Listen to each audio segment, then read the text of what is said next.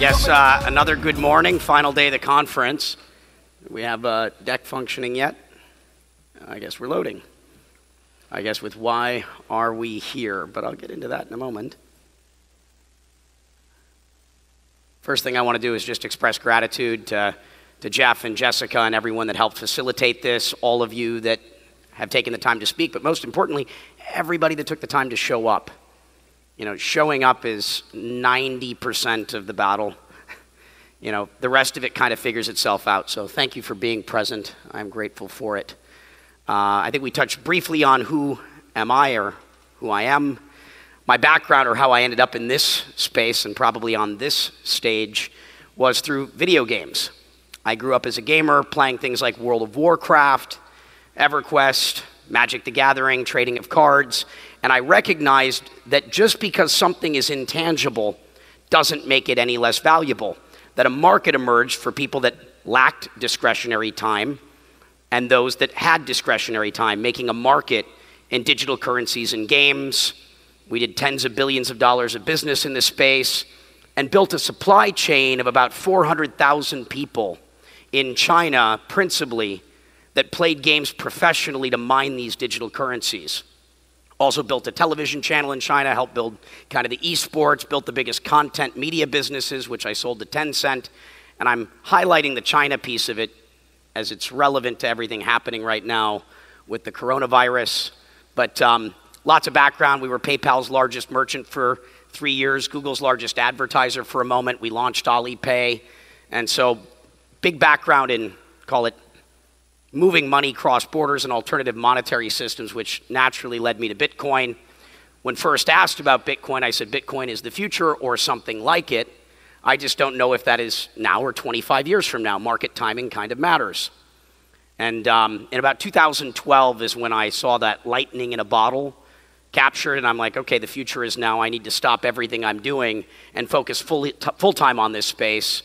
Did a bunch of stuff. Mastercoin was the first ever ICO, which obviously has changed capital formation in a fairly large way. Blockchain Capital was the first venture fund specifically dedicated to funding companies in this space. With that, for our third fund, we invented the security token as an alternative to utility tokens.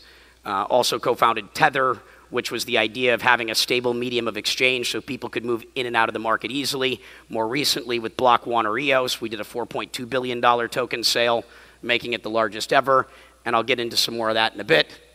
But where are we? We're in Acapulco. What does that mean? It's a word about where the reeds are destroyed and washed away. That's what the meaning of this city is. And who used to live here? The Olmecs. And they did lots of things. They were the first to invent writing, as far as we can tell, for this region of the world. They came up with the concept of zero. And so they were an innovative culture. And then came the Aztecs. They put in place mandatory education. Their form of currency was cacao beans. Then eventually invaders came. Christopher Columbus sailed across the Atlantic in 1492, eventually made his way to Puerto Rico in 1493, which is where they set up shop. And that conquistador movement eventually, affected all of the indigenous people of North and South America, as well as the Caribbean. Then that trend continued to Africa and India. And so most of what's happened to the world over the last 600 years was really set by this course of events. When is it? What year is it? It's the year 2020. When I hear the word 2020, the only thing that comes to mind is vision. I like to refer to this decade as the visionary 20s. And unlike the 1920s, which were roaring, I like to think of this decade as a decade where we can soar. The soaring 20s. And so with this clarity, I have an opinion that because of a variety of things, that truth is going to start to emerge. We're beginning to pierce the veil, ending the great deception and becoming aware of everything that's happening. And I like this George Washington quote, "Truth will ultimately prevail where there is pains to bring it to light." A lot of pain in the world today. But why are we here? Why did you come to this conference? Why are you here today with your discretionary time? You could be just about anywhere. But a bigger question I like to ask, and something that I think is fundamental to the foundation of who we are, is why are you like here on this earth? Do you have an answer to that question? Do you know what your why is? Because once you have that fundamental building block in place, it guides you to do your best work. This is a Hopi prophecy quote. When the earth is ravaged and the animals are dying, a new tribe of people shall come onto the earth from many colors, classes, creeds, and who by their actions and deeds shall make the earth green again. They will be known of the warriors of the rainbow. I study a lot of history. But in order to change your life outside, you must first change inside. We don't have the power to change anyone but ourselves. But through our actions, we might inspire others to do differently, to be a better version of themselves. I like to tip my hat to Satoshi, so I use a lot of Japanese concepts. I like this one, Kai Zen, which is to wake up every day or to reflect at the end of your day on everything that happened and how well you did. Clearly, we make lots of mistakes, hopefully not repeating the same ones and caught in a loop. But to wake up that next day and say, how can I be better? You know, continually improving. And back to that why again is this other Japanese concept of ikigai, you know, which I think of as finding your life's purpose. And that might be your purpose of today. That purpose may change tomorrow. You know, we have that freedom, but it's a process of figuring out what you're good at. And being good is nice, but also what you love, what you're passionate about. Because if you love that thing, you're normally going to get really good at it because it doesn't feel like work. You're doing what you enjoy. And then you start to get really good at that thing. And I like to apply what the world needs. You know, I think of myself as a conscious capitalist. You know, I think about my purpose, my why. I don't do things just because I can. I do things because I should, because I've asked myself why. Why am I doing this? What impact is it going to have? I don't even think you need to look at what gets you paid. Because if you're really good at something and you love doing it and it benefits others or others are going to want it, normally you're going to get paid pretty well. And when you stop focusing on money as your, objective, I find I make more of it. And it doesn't matter whether I do because I'm loving my life. I enjoy what I'm doing, and I'm clearly going to have probably everything I need because I'm becoming a master of something. Another important thing to, I think, ask yourself and as you build the fundamental sort of platform on which you build your life is, what do you believe? What do you believe? What are your belief systems? That provides you with your moral compass. It determines what's right and wrong for you. So what do you believe? I believe in love. I think love is the answer to just about everything. I also believe that, this is where I live. I live on this planet, Mother Earth. I think we're all the children of Gaia. And so I care about this place. I hope to leave it better than I found it. I'm conscious of the things I consume. I'm conscious of the things that I use. And I try to impart that awareness on others. I also like reinventing words. I love studying etymology. And, this concept of, I think of this world as a little bit of a game of sorts, having a gaming background. And most people in this game of life are always trying to figure out their KPI or their metric by which they measure their score is how much money they have or what things they have. And I don't find that to be a very fulfilling path. And so I took this concept from a couple of other people. I've taught a lot at the Singularity University, but Jason Silva used it before, but I've really enjoyed repeating this quote, and that a billionaire to me isn't someone with $1 billion. It's someone that positively impacts the lives of 1 billion people. I measure my success in this life, in the game of life, by the impact I have, the positive impact, which is a whole nother rabbit hole of what's good or bad, right? I have my opinions, and I operate within that sphere of thinking. But on that same note, it's like, all right, well, trillionaire. We now have the old style version of that. I like this concept because, we need air to breathe. And so I like this concept of a trillionaire being someone that plants or helps preserve, 1 trillion trees. I'm constantly looking at things like the Amazon and saying, wow, we're continuing to chop this down. We don't have sustainable practices. If we cut a tree down, plant 10 more.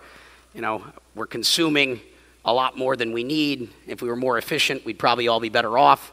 And so I've taken on this sort of mission as well and trying to do what I can. I've been giving money to Amazon Watch and trying to get involved in the protection of not just the Amazon, but the people that live there. So these are kind of like big things as you start to understand what your why is, where you are. Is that where you want to be? Most of us have the luxury of being able to live where we want, or at least to a large degree. It's a beautiful privilege. And, once you figure all these sorts of things out, but how do we actually make an impact? I think the most important thing is by dreaming. It starts with having an idea or a vision of how you wish to apply yourself, the things that you hope to do. And I like dreaming because dreams have very few limitations. We can dream just about anything. And so if you're going to begin dreaming, if you're going to practice manifesting, the life that you wish to create, hopefully you dream big. Hopefully you dream so big that you sound crazy, that people say that what you're doing is impossible. But nothing is impossible. The word itself says, I am possible. So if you're going to dream internet from magnetic, we get magic, and hopefully the things that we do are so bold and audacious, so dream-worthy, so impossible that people perceive it as magic. We live in a very different world today than people lived in prior to us. We have tools at our disposal unlike anything we've ever had before. So our ability to make an impact, our ability to do impossible things is unlike anything we've ever had before. We have incredible tools, whether it be blockchain, better communication systems, cryptography being implemented, consciousness more importantly, right? And so how do we choose to govern ourselves? How do we wish to be governed? I'm a big believer in, again, starting with ourselves, elevating our consciousness to the point that we become kings of our kingdoms, queens of our queendoms, become sovereign beings aware of our actions and the impact it has, and the freedom that comes with that. And so I'm a big fan of sovereignty. Lots of concerns, obviously, I think, by everybody here in the room about how sovereign we are, but I believe in freedom. But freedom is something that comes with great responsibility. And so be mindful. I believe that in this world that we wish to co-create, it's a world of freedom and self-sovereignty where by choice we decide what things we wish to support, who we wish to follow. This definitely needs a higher resolution image, but it's a Martin Luther King quote.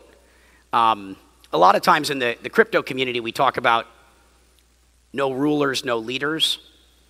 I disagree with the leadership piece of it. I hope we have a world without rulers. Monarchy is gone, without bosses. But I do think leadership is still important.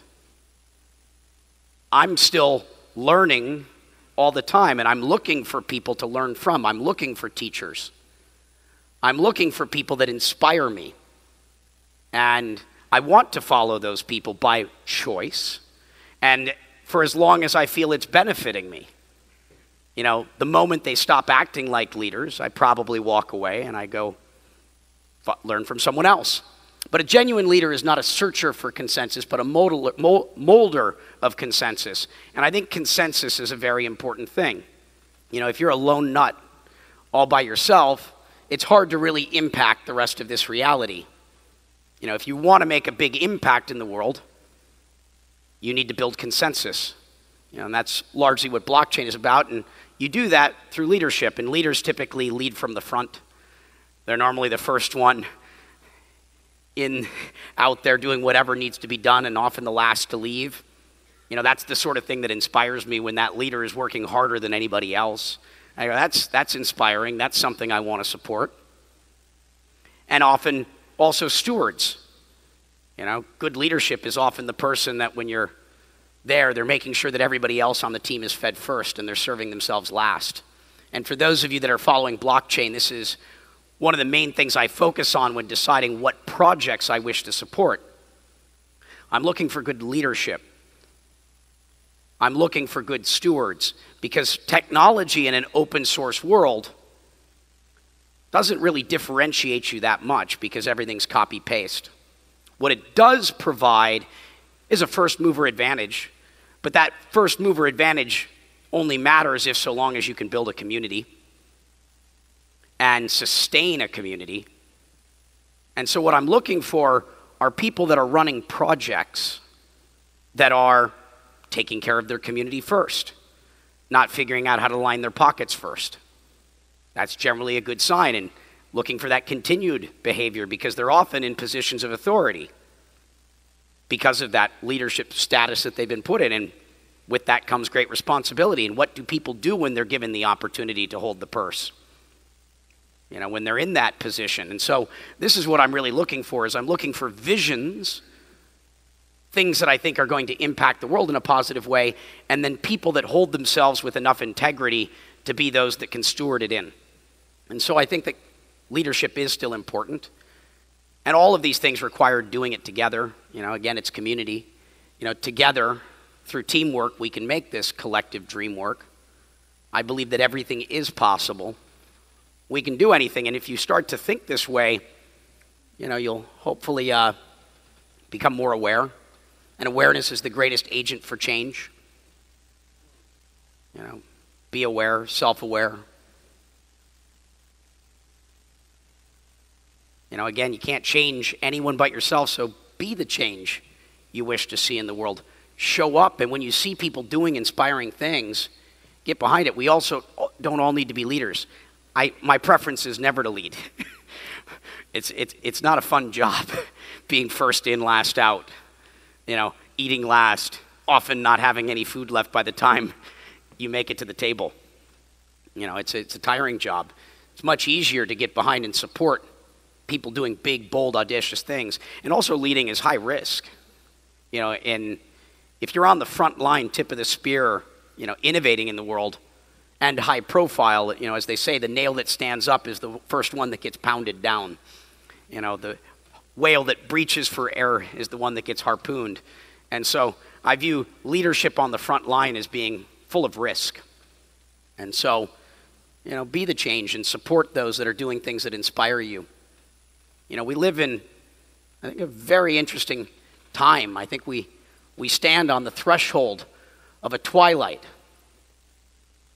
Whether at morning or evening, we do not know. One is followed by the night, the other heralds the dawn. The future has not yet happened. The future that we're going to live in is the one that we collectively co-create. So what kind of world do we wish to co-create? We have new tools, but tools are just that. They're not good, they're not bad. What happens, what we end up creating is by the people that actually get engaged and use this stuff. Blockchain could create an even bigger brother, an even bigger police state, or it could end up being something very liberating. And that future will be determined by those of us that steward it in. And we need a lot more of us. And anybody who's one with what he or she does is building this new earth. I believe we have the potential to create a new earth. I believe we have the ability to upgrade this home. I believe all of it's possible if enough of us choose to do this, if enough of us get involved and evolve. Hopefully we have some audio. Test. Greetings. We are from the future. Everything is going to be all right. The future is a beautiful place, but you'll need some training in order to inhabit it. In the future,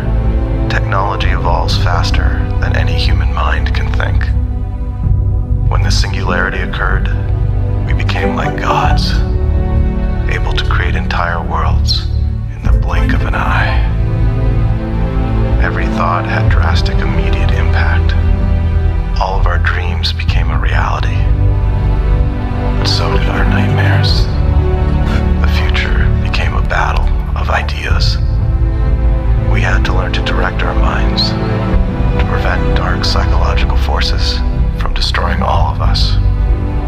Now, with every new world we create, we summon the sacred imperative for life. Let there be light. Let there be light. Let there be light. Let there be light. Let there be light. Let there be light. Let there be light. Let there be light.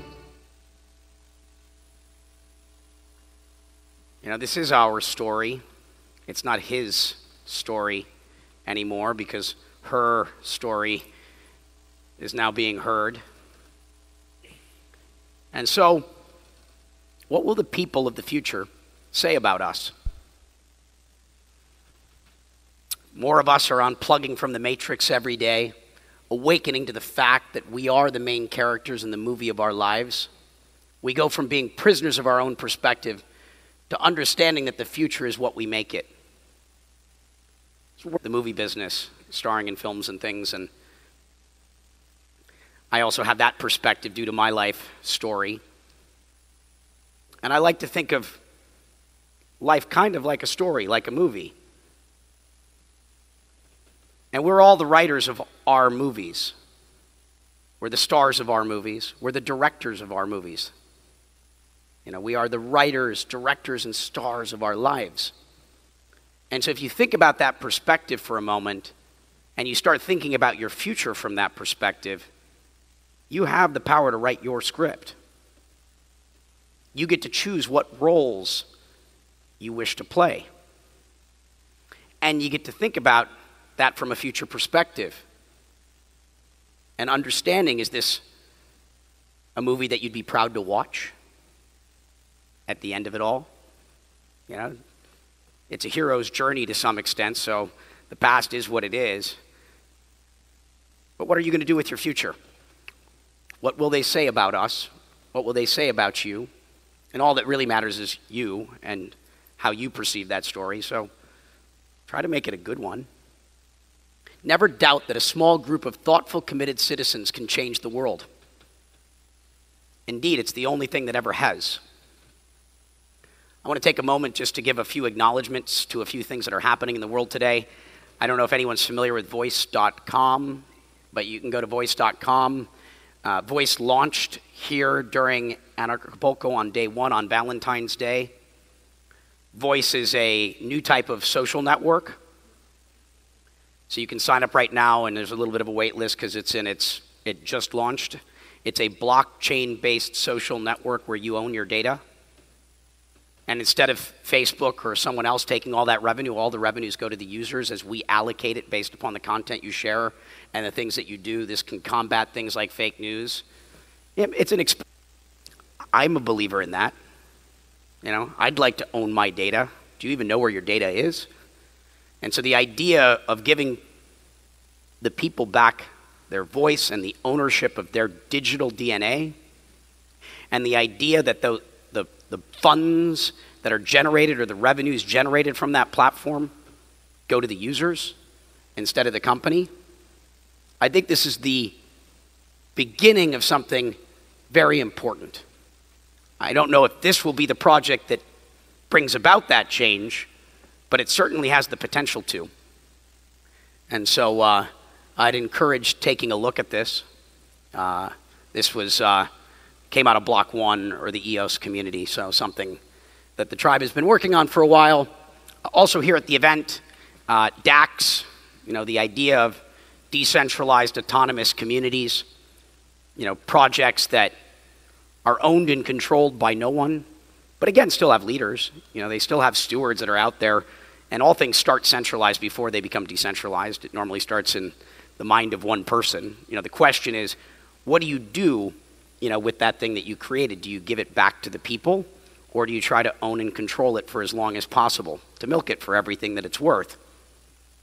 And I think that a world of decentralized autonomous systems I think, are best. This is at 1 p.m. today. This is, I think, like a DAC hackathon. Kai, is that correct? All as one group. Oh, Building for Anarchapulco. So if you're interested in getting involved in that, and you don't have to be a coder to participate and learn from this, but if we're going to build the future that we all live in, you know, understanding how these tools are being used, whatever your skill sets are, you know, is, I think, an interesting thing to spend some time on. Right here in the hallway, I think, where these booths are. So if you go directly to the right, there's like 8 like little stands there. That whole crew will know. But a big fan of everything that the DAC community is doing. More DACs, please. I live in Puerto Rico, for those that don't know. Back to impact, I found wherever I went in the world, people would show up. People with capital in all its forms: social capital, financial capital, intellectual capital, spiritual capital. And when I started realizing that people would go where I was going, thinking that I had like the hack to the system to invent money, and if you were close to me, you'd instantly become rich. Not actually true, but you know, the perception was that, at least to some degree. But I was like, wow, I guess that's a responsibility. I can't live in New York anymore. Oh, I love these places. I love these big cities. I guess I probably have to go out into the world and go somewhere that wouldn't have been my first choice, but beautiful nonetheless, but a place where being there may have an impact. And so Hurricane Maria hit shortly after that, and so I was like, well, I guess now or never. This is before the electricity was back up and running properly. You know, the planes going in were empty, the planes leaving were full. And so I've been living down in Puerto Rico for coming up on 2.5 years. And so just kind of learning the process. I mean, Puerto Rico isn't Venezuela, but it's a failed state, you know, in many respects. And I typically spend my time focused on global macro trends. And I think failing states is probably a trend. And so for me, this is a little bit of university, going down to an island of roughly 3 million people and understanding, what do you do in these environments where 40% of every paycheck that is written goes to a government employee, where you have massive unemployment, where you've gone from having over 4 million people to 3 million people, and it's not an average of the people that leave, it's the people with the means to leave. How do you deal with a sustained brain drain and then start adding natural disasters, not just hurricanes, but now we've had 1,400 earthquakes? You know, it's a really eye-opening and learning experience. And I'm having to learn all sorts of things that I knew nothing about. Farming, for example. This is our foundation, our nonprofit work that we do down in Puerto Rico, Integro, which has 2 meanings in Spanish, basically integration and integrity. And these are kind of how we bucket things. We're looking at, you know, revive, you know, kind of as that first pyramid. You know, when you're dealing with really dire circumstances, to then get to that sustainable survive. And, you know, ultimately the goal is for everyone to fly or thrive. Highlight a couple of things for anybody that's interested or, you know, is curious about checking out Puerto Rico. By the way, as U.S. citizens, under the Act 20 and 22 tax incentive rules, American citizens pay 0% capital gains. America taxes you on your worldwide income. But Puerto Rico, being a U.S. territory, is exempt from that if you file for these decrees. And so I pay 0% capital gains tax, short and long term. And if you trade crypto, that's a pretty sweet deal. And then through Act 20 legislation, I pay 4% ordinary income tax on all exported services. And so we've got events right here around the corner. PRICON, which also talks about like qualified opportunity zones, new tax legislation, where if you invest in places that need help, you pay no capital gains if that capital is deployed for 10 years. 97% of the island of Puerto Rico is a qualified opportunity zone, and I'm encouraging people to invest in Puerto Rico. There's also Coin Agenda, where we'll get deeper into some crypto stuff, and then in April, if around the corner doesn't work for you, we'll have another 2 days. And so if you like going to nice, beautiful, warm places with beaches and such, come say hello. I'd be happy to talk to you more. And, you know, from these ashes, yeah, that's a little intense. But back to that statement early on, the indigenous statement. I believe we are the ones we've been waiting for. I believe we can change the world. I believe we can build a better world. And I hope to do that together. Thank you very much.